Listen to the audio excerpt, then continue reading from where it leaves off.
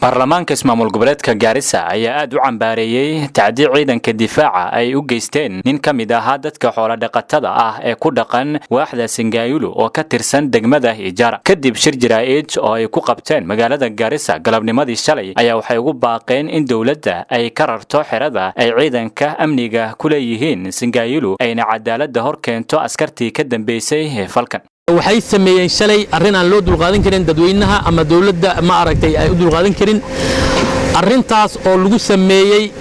ninka la yiraahdo Ciise Cabdi oo xoolihiisa imin 12 waqtiga ay tahay uu xoolaha soo galbinay xaragada kaambigu soo agmaray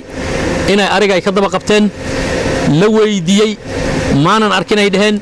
annaka mas'uuliyiinta weydiinay maanan arkinayna dhaheen kadambe haddana maalin laata ay haasteen ay marka dimaadeen ay yiraahdeen waan soo siidaynay ninkii arrintii iidaad markii ninkii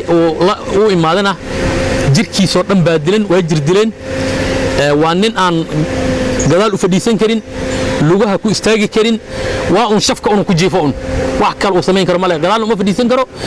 lugaha kuma istaagi karo shafka mu ku fadhi karaa waxaan leenahay dawladda Kenya hadaan mas'uuliyiinta nahay oo qorax noola istaagay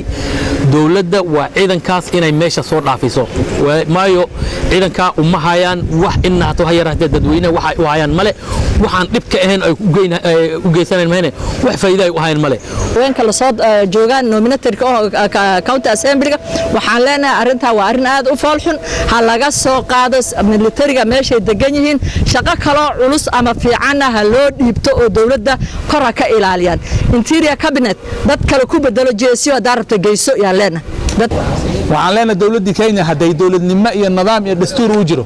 tilaabaha laga qaado ragga jeeska waxa xumaatada ku sameeyay dadka bini'aadanka oo maskiimaha midaas aan codsanaynaa dawladda ka codsanaynaa waxa kale oo codsanaynaa 24 saacadood gudahooda waxaan rabnaa nimanka militariga oo cid loo raacanay jirin waxay sameeyaan in la soo dhaafiyo midan way midii saddexaad mar leeybay ku qaraaceen booday way suxun u qaraaceen tii ayada ahayd sabaan xir beenbeena iyo waan heshiinayna inta la dhaayay ku baabacday dulan kale baa lagu sameeyay mar qarax ka dhacay ruqa ay ku sameeyeen ilmo yar iyo meel gari la dhaho